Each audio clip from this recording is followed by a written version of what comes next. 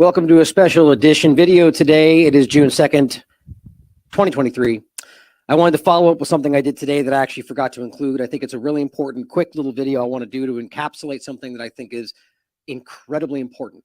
And it has to do with parents, children, the transgender movement, and how the children seem to be not just the focus of children, but how this is affecting the dynamic between parents and their children, and parents and the state, and parents and the schools, and how this is alarmingly driving forward in a way that creates a situation where parents have no ability to even stand up and ask questions about what's going on with their children while they're in the state-controlled schooling system. It's very concerning. So I want to start off with something that I was going to play a moment ago in this video that I think is one of the most alarming videos I think I've seen in a really long time. Now, this is a woman who is speaking in a political forum about what happened with her to her when she tried to ask questions about the curriculum for her children. And not only the way that she didn't get any answers about that, but that they acted like she was the persecutor simply for asking what was going on. Because I argue that there's a weird momentum today where even people that may not have what you would argue is the nefarious agenda, they just buy into what is, in my opinion, a nefarious agenda for whatever reason, believe that when people ask, sort of like with the vaccine conversation, where people ask, what's in the injection? And they go, oh, here's another one of those people. Maybe not. Maybe they just genuinely care what's inside of it and they're going to take it anyway. Or maybe they are asking because they're one of those people, whatever you think that means. But this is happening today. Doctors are now kicking people out of their offices for asking for second opinions, which is completely counter to the entire situation. Now we have parents who are simply going, well, what's in the curriculum? And you have teachers, school boards who act like that's a problem, that they feel threatened because in their minds, some people, I would argue, think, oh, well, she's going to go after the trans community. And that's what this is really about. Maybe. Or maybe she just wants to know what's in the curriculum. All assumption. The problem is the state, the agenda is completely siding with those people because that is working for where this is all really going. Now, that's a secondary conversation for this video today, where it's all really going. I have plenty of work on where I think this is connecting to the larger agendas, but let's just focus on this one small point. This video is unnerving. My name is Nicole Solis, and I am a mother from Rhode Island who was sued by the teachers union simply because I wanted to know what my kindergartner would be learning in school. And here's how this happened. I asked to see the curriculum, and my school told me I had to submit a public records request. The curriculum wasn't posted online, and it wasn't available in a school district. Then I asked them if they were teaching gender theory, and they told me that they don't call children boys and girls, and they embed the values of gender identity into every classroom, including kindergarten, and they didn't want to answer any of my questions further. They told me that they would communicate with me only through public records requests, and that is the only way I could get my questions answered. And when I did submit the public records request that they told me to submit, and I submitted hundreds because I had hundreds of questions, my school board then put my name on the agenda of a public school board meeting and held a public school board meeting to discuss suing me for submitting the request that they told me to submit. In a 5-hour-long school board meeting, they openly debated my moral character, my political motivations. They said that I was causing chaos, wreaking havoc, harming the district, harming children.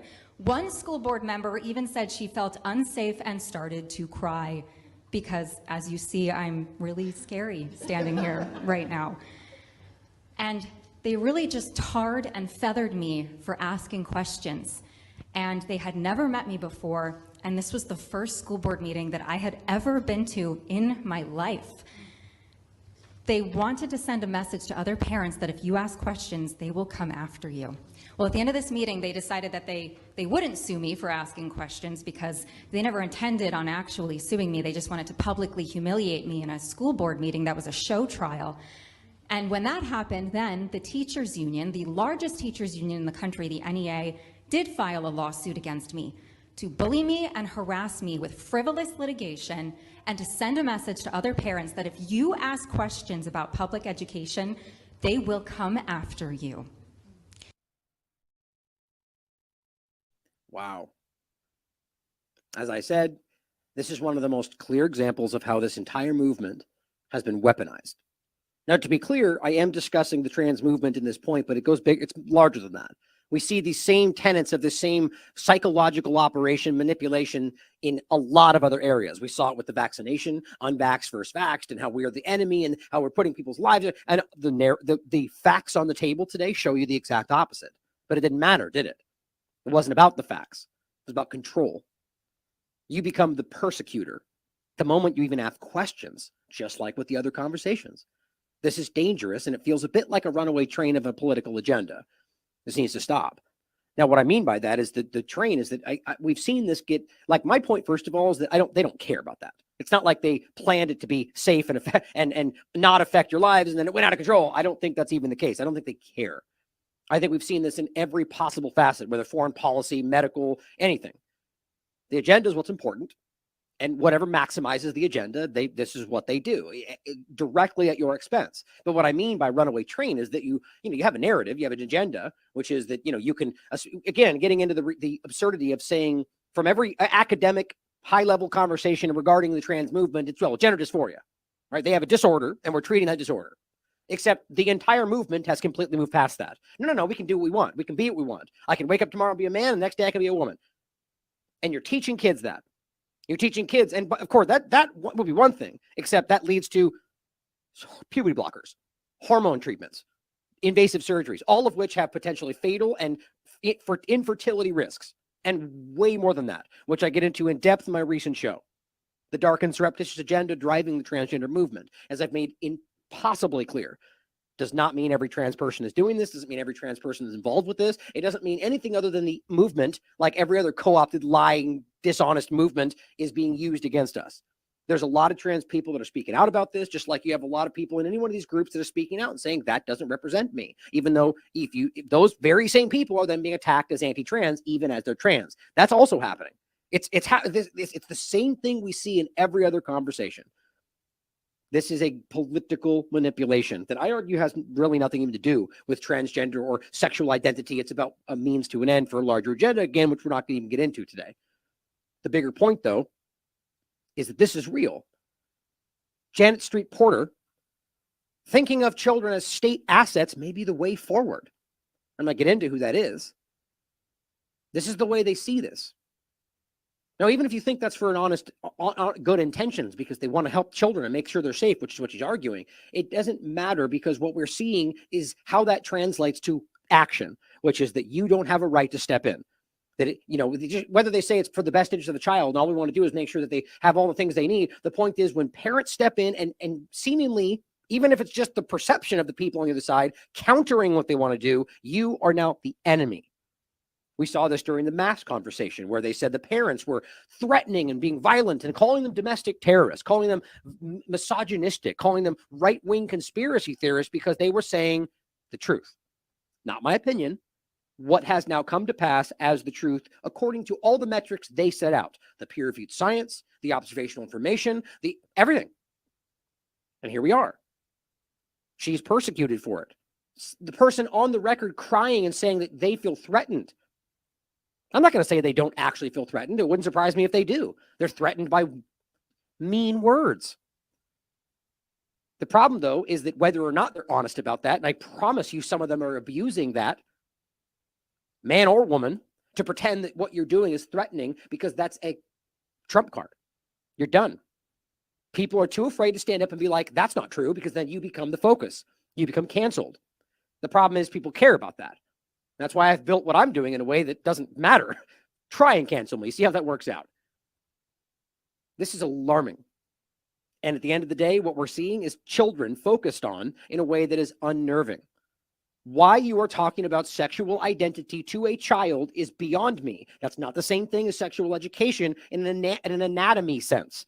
This is about sexual pleasure. This is about sexual positions. This is about anal sex. It's about fellatio. It's about masturbation. All of these things are not supposed to be on the table when we're talking to children. And that's when they then say, no, it's just about identity. No, it's not. It is about sexual identity. And children who have not gone through puberty don't understand that.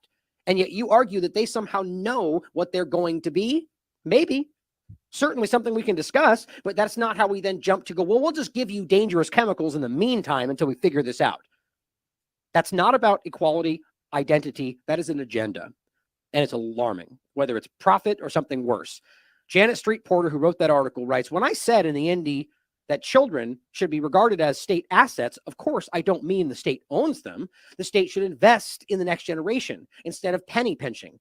To all the trolls, try reading the whole column before wasting your time trashing me. That was 2020, mind you.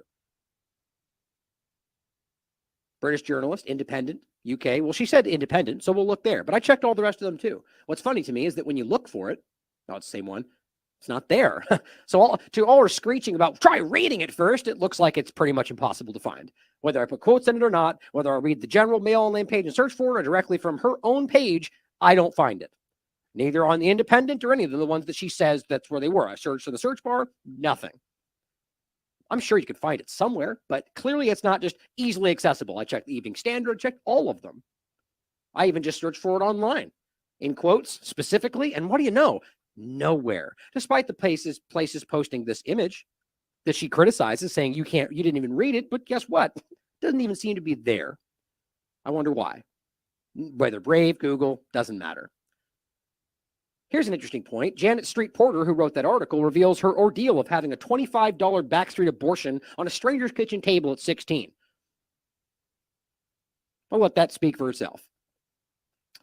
Here, apologizes for Nazi comparison, comment on Loose Woman, which is a show that they run. This is the kind of people we're talking about, in my opinion. 2015, Janet Street Porter wants to ban children from restaurants. This is the person telling you that they need to be assets of the state. That's concerning. Well, to end in general, because I want this to be a quick video, we've talked about this a lot. This is not about people making choices in their lives or Whoopi Goldberg ignorantly pretending like we're trying to stop her from going to drag shows. It is about the focus of children, the idea that we have young kids in front of sexual content. They will love to bend that into me meaning I hate trans people. I don't care if it's a woman, a trans person, or whatever you want to call it. If it is sexual content, it is not appropriate for children. I don't care what you think is going on or what narrative you bent this into. Here we have Disney going all LGBTQ pride messaging on their theme parks to children. Now, again, my point is not that the idea of Pride Month is the problem now, but it is in the inclusion of the focus and what this is now being pushed. The idea that, well, what this is now saying, not that equality, it's about saying you can do what you want. Talk to your local doctor without your parents' consent about puberty blockers, because now in the UK, they're telling them you don't even have to have your parents' permission. That's what this is leading to right now. Not that the flag itself is inherently the problem, except for now also that flag is now including image colors that are provably tied back to a flag that was for minor attracted persons. 2009, that's where that flag was created. And it was put forward by one of the flags voted on, picked by the community to be the flag for minor attracted persons. Now they just claim that's the trans colors. Why would there need 3 different colors for trans? Because that doesn't make sense, because technically you should argue that's one group, which is what they say. You see the point? Overall, it's very obvious to me that this is more than that.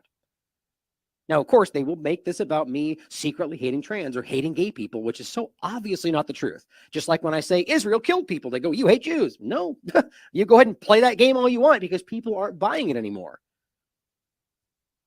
This was there's a bunch of, I'm just in interest of time, I'm going to skip it. There's a few other examples I could make in the thread, but here's one of them. The Lego Group, the world's largest toy company, for children, are promoting identity politics. There's your colors right there. Almost promoting the specific colors. Gender ideology.